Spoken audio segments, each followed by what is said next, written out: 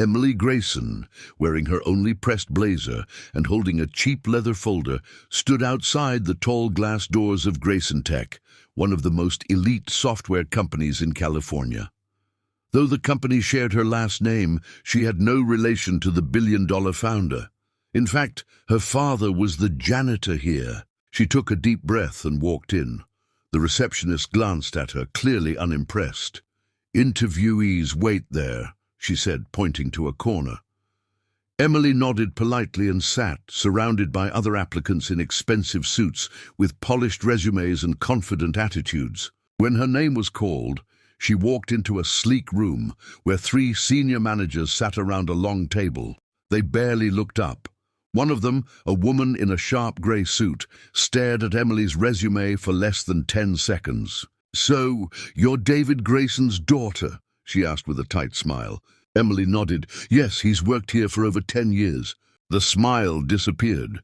"Right, and this is your first real job interview." Emily tried to stay calm. "I just graduated top of my class in computer science. I also interned at 2 mid-sized tech firms where One of the men interrupted.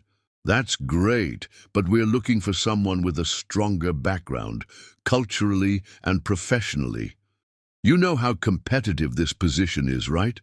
She froze. "I understand, but I believe my skills can—" "Thank you, Emily," the woman cut her off. "We'll be in touch." She walked out, trying to hold back tears. It wasn't the first time she'd been dismissed for not fitting into a corporate mold. Still, something about this rejection stung deeper. Maybe it was the look of quiet apology in the receptionist's eyes as she passed. Just as she was heading toward the exit, she overheard raised voices coming from a nearby conference room. Curious, she paused. Inside, a team of engineers was panicking. Grayson Tech's flagship app, a scheduling tool used by major Fortune 500 clients, had crashed just 2 hours before a multi-million-dollar demo. Investors were on their way, and the lead engineer was near tears. Lines of code filled the screen, and no one could find the source of the error. Emily's heart raced. She recognized the problem. It was similar to one she had solved in a class project. Without thinking, she stepped inside. "I think I can help." Everyone turned to her in disbelief. A few even laughed. "You just came from a rejected interview," someone muttered. "You're not qualified."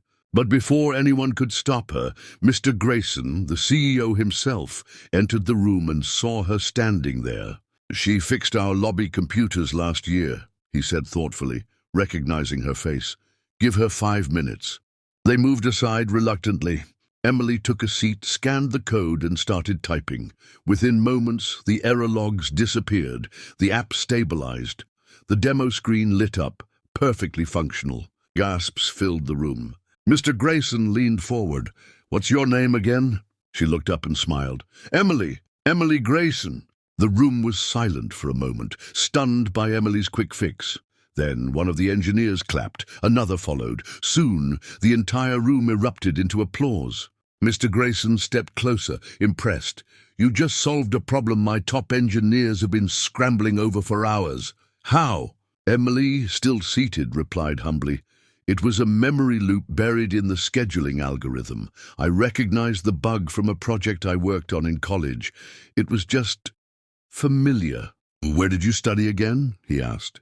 "State University," she replied. "Computer science major, graduated summa cum laude."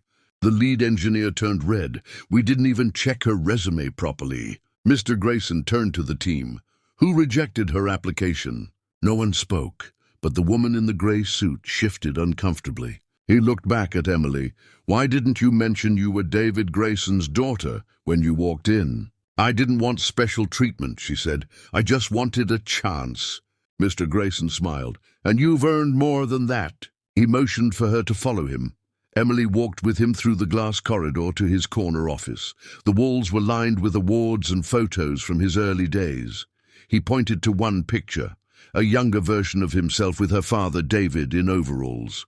"Your dad helped me clean this very building when I was just a startup guy working out of a closet," he said. "I never forgot that. He believed in me before anyone else did." Emily listened, stunned. He turned to her. "I'm offering you a position. Not the internship, not even the junior developer role. I want you as part of my innovation team." Her eyes widened. "But I've seen what you can do in 5 minutes. That's more than some show in 5 months." Tears welled up in her eyes. "Thank you. I won't let you down." He smiled. "You remind me of myself.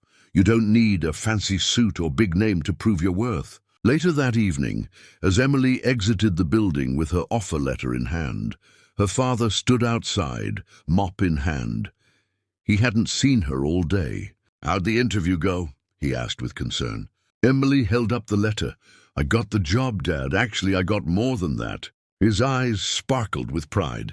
"I always knew you would." As they walked to the bus stop together, the city lights flickering above, Emily knew one thing for sure.